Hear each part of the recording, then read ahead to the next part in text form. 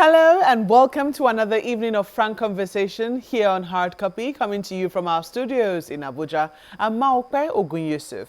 Tonight, I speak with Honorable Mark Gbillah, a member of the House of Representatives representing Gwe East and Gwe West constituency, and also a member of the House Committee on Appropriation, Works, Petroleum Resources Upstream, amongst others, on a number of issues, including security, constitution amendment, and his assessment of the Ninth Assembly 2 years on. Honorable Gbillah, welcome to Hard Copy. Thank you very much, Maokpe. Let's quickly look at security now. It continues to remain a hot button issue for many Nigerians, especially for the people whom you represent, Gwe East, Yes. Gwe West. You have seen quite a number of attacks. The Benue Valley generally has, been under some attacks in recent years, so to speak. They come on and off. The governor in the state did pass an anti-open grazing bill, saying that they prefer the ranching option. How many years down the line, it still doesn't seem like this is the solution that was going to stop the attacks. Why do you think that it has failed to stop the attacks? Thank you very much, Maokpe. Let me quickly commiserate with His Excellency, the Governor of Benue State, my constituents, and the entire people of Benue over the continuous demise. We're perpetually in mourning, as it is now in Benue State. One of the reasons why it has not been effective, although we in Benue have been managing it within the limits of the powers of the governor as a chief security officer and the system that has been put in place to curtail it. But why it hasn't been working is because the federal government, led by Mr. President, has shown from their body language and utterances that they encourage this grazing, perpetual grazing, which is globally unacceptable and no longer the practice. And why do I say that? Even when the southern governors in unison commendably made that decision to ban open grazing, and I believe they're also in the process of instituting formal legislation in that regard, Mr. President came out to say he was authorizing the reopening of grazing routes. And that is very clearly an illegal action. Mr. President needs to be informed. Based on the statutes of this country, he has no power. And one of the problems for Mr. President right now, I don't think he's been properly advised by the Attorney General, such incendiary comments, because the Attorney General himself was quoted as even saying the northern governors can also ban the traders, the spare parts traders. That was irresponsible and unfortunate. And he should be doing his job of advising Mr. President.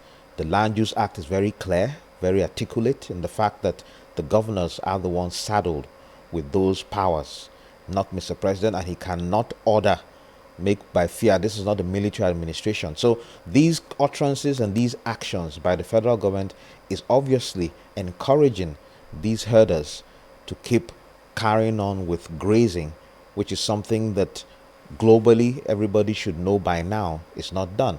In certain countries, the children have never seen a cow. They drink the milk, they eat the flesh, but they only see it in pictures, and they have more cows than Nigeria. We cannot continue to encourage an archaic and obsolete way of life because certain people believe it is their tradition. It is becoming rather unpopular, especially when you look at the crisis that, it seems to be generating in many parts of North Central, even in the southern region of the country. The northern region has its own peculiar security challenges. It will seem that almost every area you look at is grappling with a particular security challenge. Talk about the Northeast, the Northwest, has had to cope with cattle rustling. If you look at the North Central, Benue, Plateau, a number of states, they have their own issues as well. But in totality and in generality, southern governors are saying they believe that no to open grazing will be the solution. But if they're to go with what we've seen so far so good, it will seem that that is not exactly, it looks like that's not what the problem is. I'm wondering, is this a lack of understanding of really what the problem is? Because, yes, the president did say a little more than the fact that he's going to ask the Attorney General to claim. He said he also told the governors to go back and resuscitate the grassroots security systems that they used to have. Do you think that that is more around the root of the problem rather than just no to open grazing? It is obvious the government of the country is unable to fulfill its fundamental mandate of security and welfare of the people. All of us in this country now have to resort to self-help, which is part of what is enshrined in our statute, self-defense. And that is what even in Benue, the people of Benue have given the governor the mandate to carry out. So it is also important to point out that one of the things we have noticed is the deafening silence from the president. You know, all across the country, you keep hearing people say, recently the Imo State governor was talking about how he has not heard the elite talk about certain things going on. You know, you keep hearing, we have not heard. It's the same way Mr. President needs to utter very definite statements. He says very hard statements for certain people in certain parts of the country, like IPOB to be specific. But when it comes to this issue, because it's important to point out, no international organization, as much as I don't agree or subscribe with violence, if IPOB is indeed the one perpetrating the violence, but IPOB has not been designated as a terrorist organization. It's only in Nigeria that it has been proscribed. But the Fulani herdsmen have been designated by no less a body than the United Nations as one of the terrorist groups.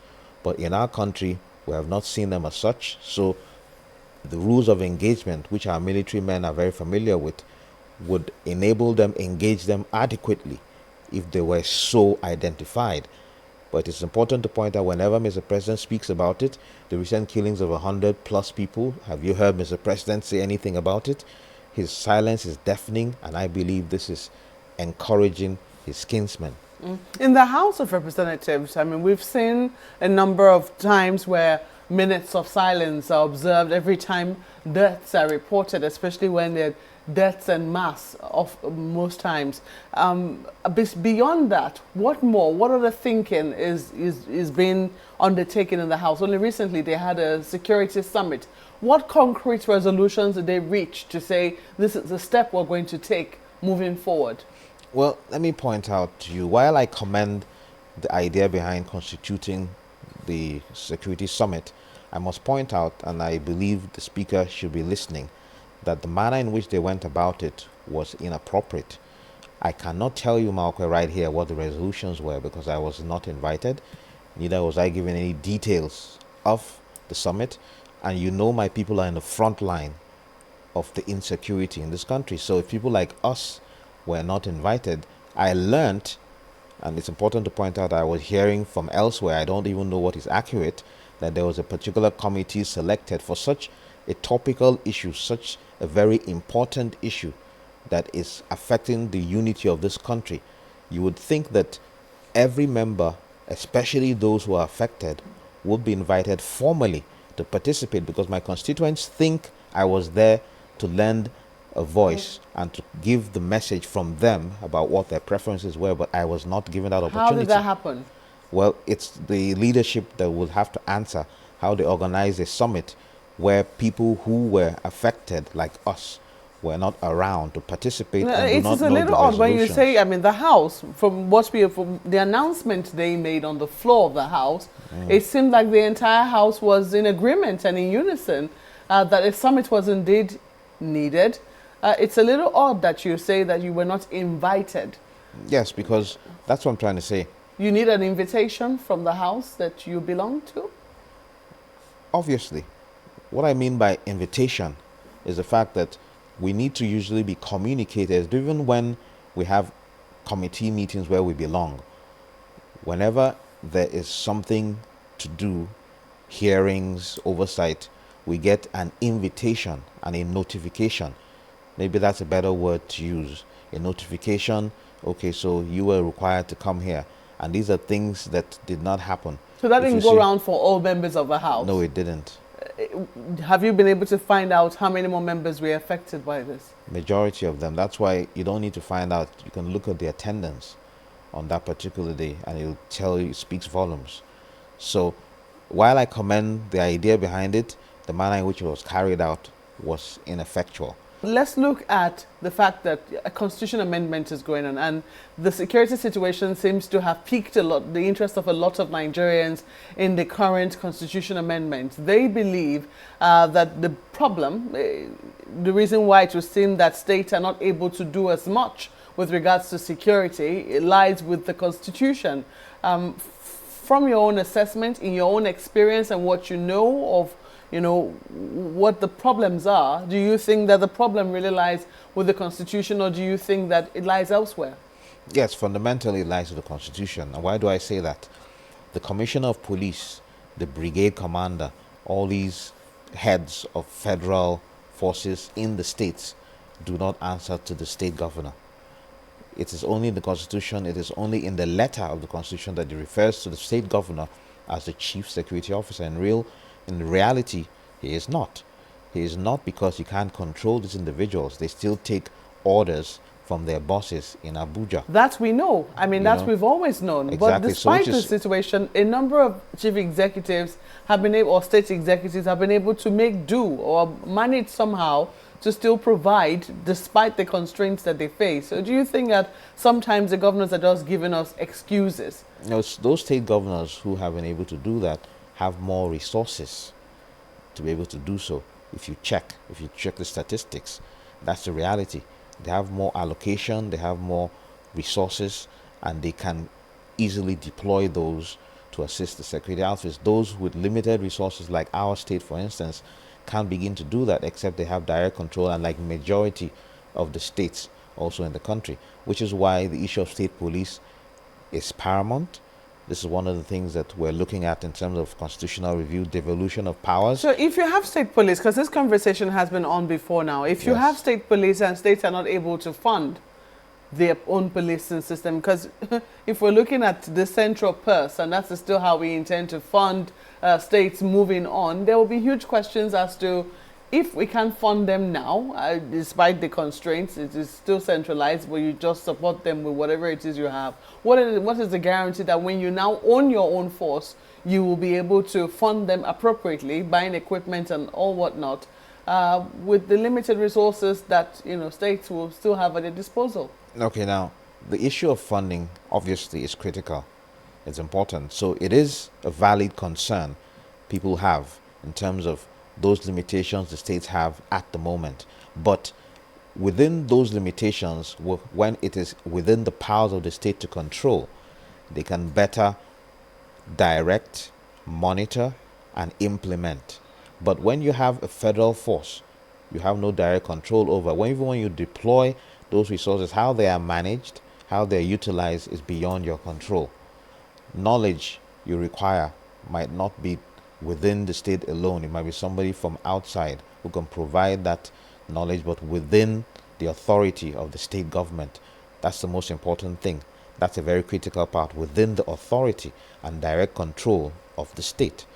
So obviously you're going to need consultants, experts, other people who will work, train the team and all of that. So they will obviously have to be accommodated across the country. Another thing that's important is this will not be something that is without checks and balances. There will obviously be laws to control the operation of these forces.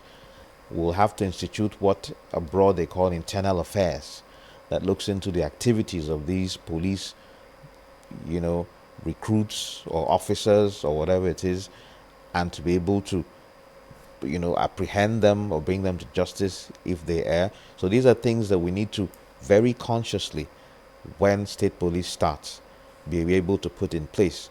And remember, we should not reinvent the wheel. These things exist elsewhere. All we need to do is learn how they operate and then fashion it along our own peculiar circumstances. It's always important that we point that out. We're not reinventing the wheel. It's just the same issue with independent candidates. You always hear people, that's another very important point when we do talk about the constitutional review. Everybody talks about how cumbersome it will be and all of that, but it's happening elsewhere, even in Africa. How are they doing it? We just need to understand and adapt it to our peculiar circumstances. And that's the same thing with the state police as well. And in terms of funding, there are local efforts within the state that can be put in place to fund them, apart from federal allocation alone. Let's take a break at this point. When we come back, we'll take an assessment of Honorable Gbillah's reading of how the house in which he serves has fared 2 years on. Please stay with us.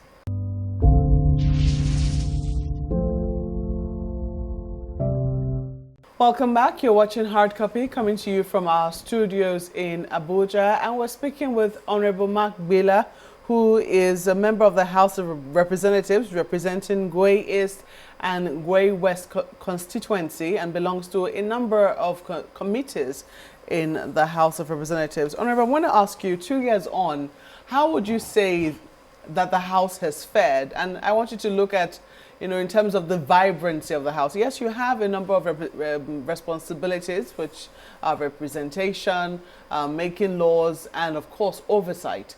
But generally for you, if you were to look at that and also the boisterousness of the House, how would you say you fared 2 years on? Well, now that's a very good question. So let me start from the boisterousness of the House, of vibrancy. And I'm sure, Marco, you'll agree with me that this Ninth Assembly has been rather tepid. And the sole reason is because this House, by omission or commission, has chosen to be more divisive and not give voice to the opposition, which is what ordinarily would enable it stay on its toes, if I may use that adage. There's a calculated attempt, unfortunately, to be too partisan, to try to protect the interests of the government instead of calling a spade a spade. I appreciated when some of my colleagues like Rotimi Ogunsoye the other day had to express his views about the failure of his own government with regards to the security situation in the country.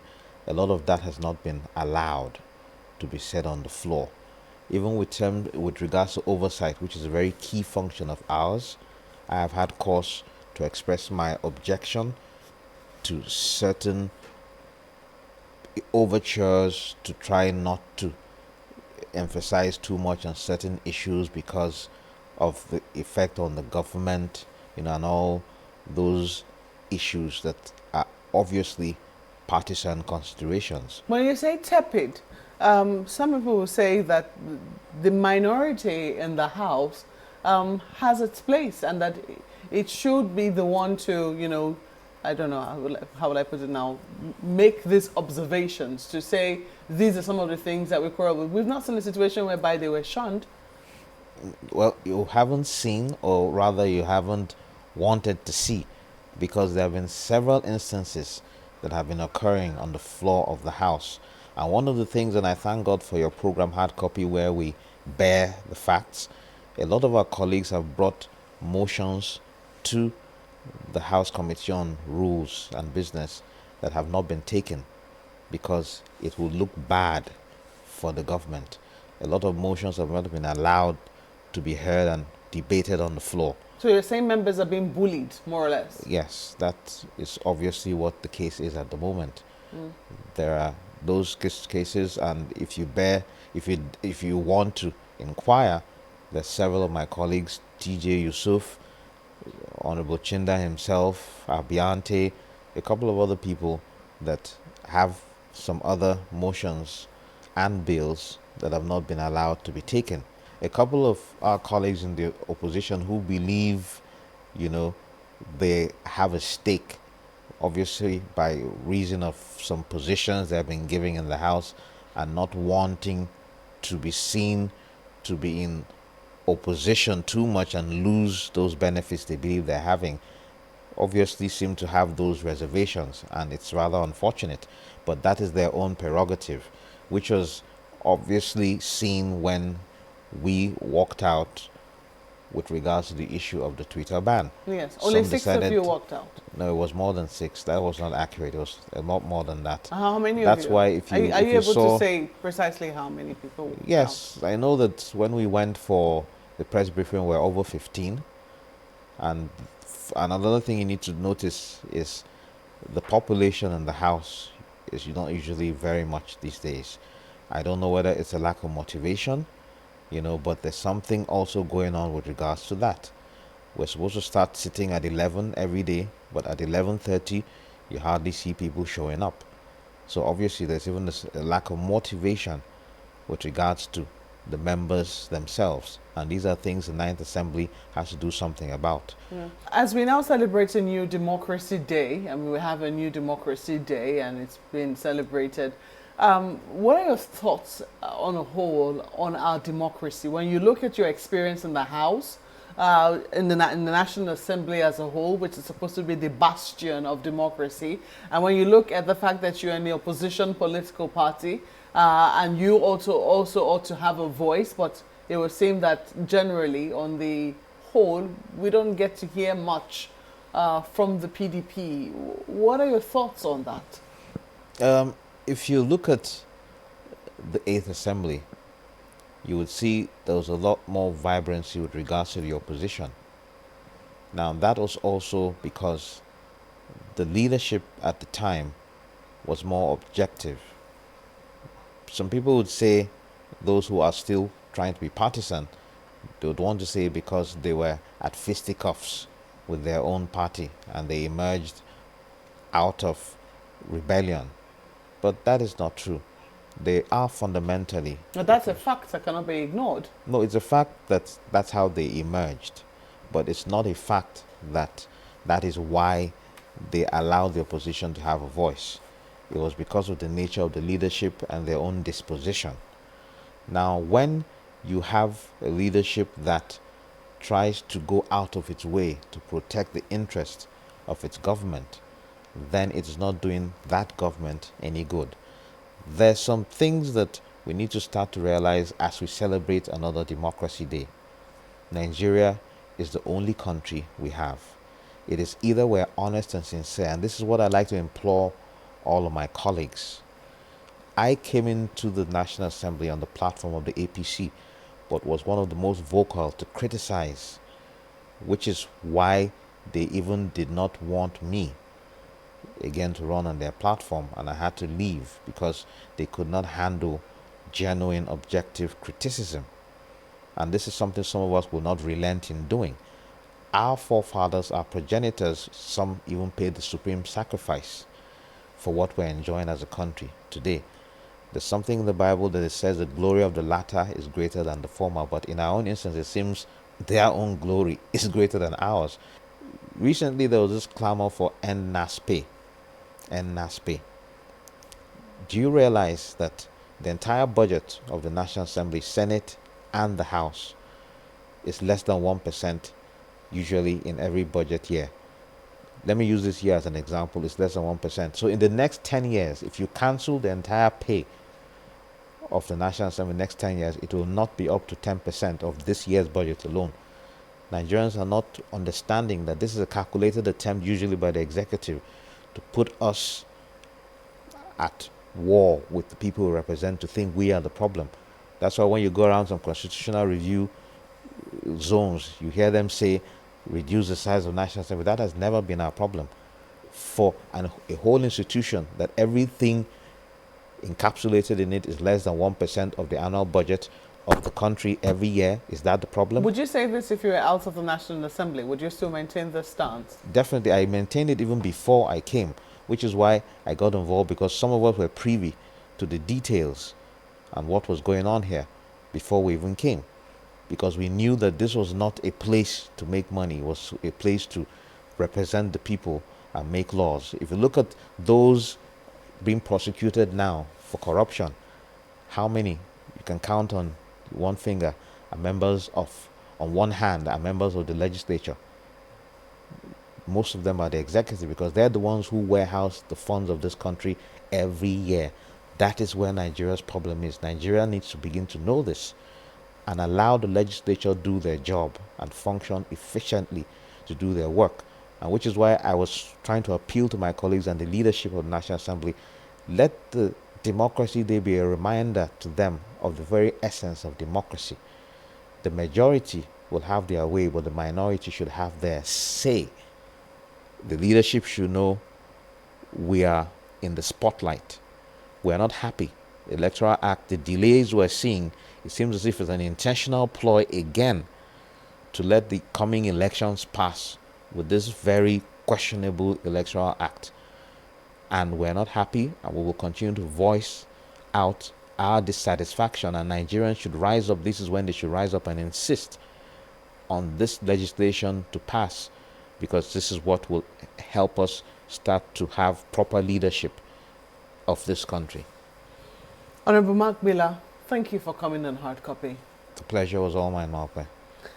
Well, that's the program tonight. But as always, we want to hear from you, so please make use of the handles showing on your screen. Thank you for watching. I'm Malcolm Yusuf. Good night.